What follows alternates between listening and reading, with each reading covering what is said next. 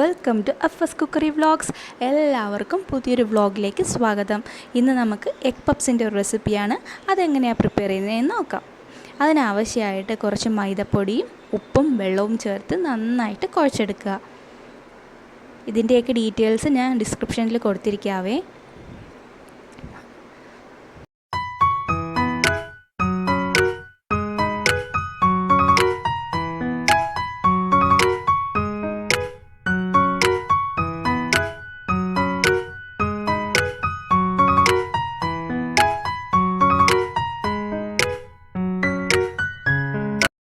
അപ്പോൾ നമുക്ക് ബൗളിൽ വെച്ച് കുഴയ്ക്കാൻ പറ്റുന്നതിൻ്റെ മാക്സിമം കുഴച്ചതിന് ശേഷം ടേബിൾ കൗണ്ടറിലേക്ക് ഇട്ട് നന്നായിട്ട് വലിച്ചു വേണം കുഴച്ചെടുക്കാനേ.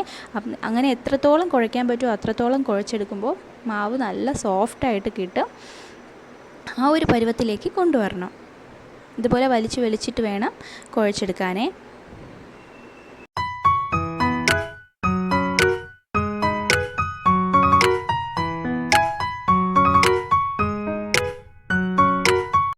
ഞാനിവിടെ 15 മിനിറ്റോളം കുഴച്ചെടുത്തിട്ടുണ്ട്. അപ്പോൾ കഴിക്കും മാവൊക്കെ നന്നായിട്ട് സോഫ്റ്റ് ആയിട്ടുണ്ട്.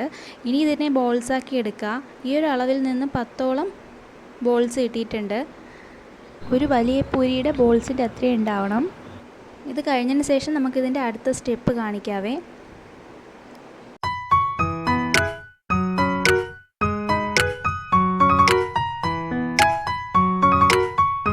ഇനി ഇതുപോലൊരു പാത്രം എടുക്കുക. അതിലേക്ക് ഒരു 3-4 ടേബിൾ സ്പൂൺ സൺഫ്ലവർ ഓയിൽ ഒഴിച്ചു കൊടുത്തതിന് ശേഷം നമുക്ക് ഓരോ ബോൾസ് ഇല്ലേ അത് ഇതുപോലെ ഉരുട്ടിയതിന് ശേഷം പരത്തി ഇതുപോലെ വെച്ച് കൊടുക്കുക.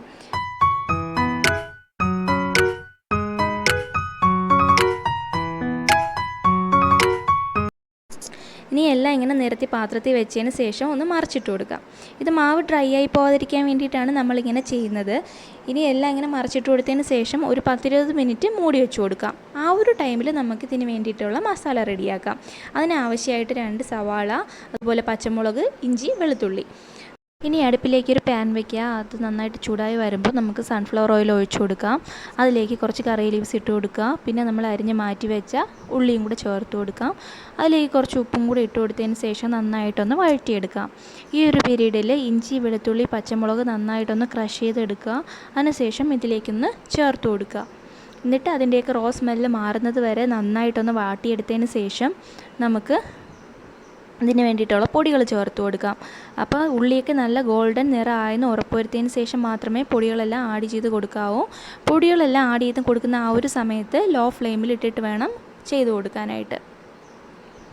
അപ്പോൾ ഗരം മസാലപ്പൊടി, മഞ്ഞൾപ്പൊടി, മുളക് പൊടി, മല്ലിപ്പൊടി 3-4 കൂടി ഒന്ന് ആഡ് ചെയ്തതിന് ശേഷം അതിൻ്റെയൊക്കെ റോ സ്മെല്ല് മാറുന്നത് വരെ നന്നായിട്ടൊന്ന് ഇളക്കിയെടുക്കാം. അതിനുശേഷം 3-4 ടേബിൾ സ്പൂൺ വെള്ളം ഒഴിച്ചതിന് ശേഷം നന്നായിട്ടൊന്ന് മൂടി വെച്ച് വേവിച്ച് കൊടുക്കാം. അപ്പോഴേക്കും നമ്മുടെ മസാല റെഡിയായിട്ടുണ്ടാവും.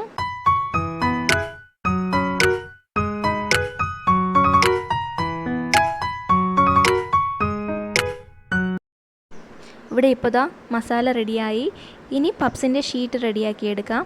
അതിനായിട്ട് ഒരു ബോൾ വെച്ച് കൊടുക്കുക. നന്നായിട്ട് പരത്തുക. ചപ്പാത്തിയുടെ ആ ഒരു റോളില്ലേ അത് വെച്ചിട്ട് നന്നായിട്ടൊന്ന് പരത്തിയെടുക്കുക. എത്രത്തോളം നേരിയതായിട്ട് പരത്തിയെടുക്കാൻ പറ്റുമോ അത്രത്തോളം നേരിയതായിട്ട് പരത്തിയെടുക്കുക. ഒന്ന് അങ്ങോട്ടും ഇങ്ങോട്ടും ഒക്കെ ഒന്ന് മടക്കി കൊടുക്കുക. മാക്സിമം നമ്മൾ സ്ക്വയർ ഷേപ്പിലാക്കിയെടുക്കാനായിട്ടാണ് ശ്രദ്ധിക്കേണ്ടത്. എന്നിട്ട് വീണ്ടും അങ്ങോട്ടും ഇങ്ങോട്ടും എത്രത്തോളം നമുക്ക് മടക്കി ഇതുപോലെ പരത്താൻ പറ്റുമോ അത്രത്തോളം തവണ നമ്മളിതുപോലെ ചെയ്തെടുക്കുക. ഈ വീഡിയോയിൽ കാണും പോലെ ചെയ്തെടുത്താൽ മതി. കറക്റ്റായിട്ട് നമുക്ക് കിട്ടിക്കോളും. ഇതിൽ ഒട്ടും തന്നെ നമുക്ക് എണ്ണയൊന്നും യൂസ് ചെയ്യേണ്ട കേട്ടോ. ഞാനിതിപ്പോൾ ഓവനിൽ വെച്ചിട്ടാണ് ബേക്ക് ചെയ്യാൻ പോകുന്നത്. അപ്പോൾ നമുക്ക് എല്ലാം ഇങ്ങനെ ഒന്ന് ചെയ്തെടുക്കാവേ. അപ്പോൾ ഷീറ്റെല്ലാം ഞാൻ ഇവിടെ റെഡിയാക്കി വെച്ചിട്ടുണ്ട്. ഞാനിവിടെ 5 മുട്ട പുഴുങ്ങി മാറ്റി വെച്ചിട്ടുണ്ട് ഇതിനായിട്ട്. അപ്പോൾ ഒരു ഷീറ്റ് എടുക്കുക. അതിലേക്ക് 1-2 ടേബിൾ സ്പൂൺ മസാല വെച്ച് കൊടുത്തതിന് ശേഷം പകുതി മുട്ട വെച്ച് കൊടുത്തിട്ട് കോർണർ ടു കോർണറായിട്ട് നമുക്ക് ഈ മാവ് പിടിച്ച് ലോക്ക് ചെയ്ത് കൊടുക്കാം. ഇതുപോലെ ചെയ്തെടുക്കാം. ഇനി ഓവൻ ഇല്ലാത്തവർ ഒരു പാത്രം എടുക്കുക. കുറച്ച് ഉപ്പിട്ട് കൊടുക്കുക. അതിലൊരു റിങ് ഇറക്കി വെച്ചതിന് ശേഷം നമ്മൾ പപ്സ് നിരത്തി വെച്ച പാത്രം അതിൻ്റെ മുകളിലോട്ട് വെച്ച് കൊടുക്കുക. മൂടി വെച്ച് ഒരു 50 മിനിറ്റ് വേവിക്കുക. കറക്റ്റായിട്ട് കിട്ടിക്കോളും. ആദ്യം ഉപ്പിട്ടതിന് ശേഷം റിങ് ഇറക്കി വെച്ച് ഒരു 10 മിനിറ്റ് പ്രീ ഹീറ്റ് ചെയ്യുക. ഇനി നമുക്കൊരു മുട്ടയുടെ മഞ്ഞ മാത്രം എടുത്തൊന്ന് ബീറ്റ് ചെയ്യാം. അതിന് ശേഷം ഇതിലേക്കൊന്ന് ബ്രഷ് ചെയ്ത് കൊടുക്കുക. എപ്പോഴും എഗ് വൈറ്റിനേക്കാളും ഇതുപോലെ യെല്ലോ പോർഷൻ എടുക്കുമ്പോഴാണ് കുറച്ചുകൂടെ ആ കറക്റ്റ് കളർ എനിക്ക് കിട്ടിയിട്ടുള്ളത്. നല്ല കറക്റ്റ് കളറായിട്ട് വരും നമ്മൾ ബേക്ക് ചെയ്ത് കഴിയുമ്പോൾ.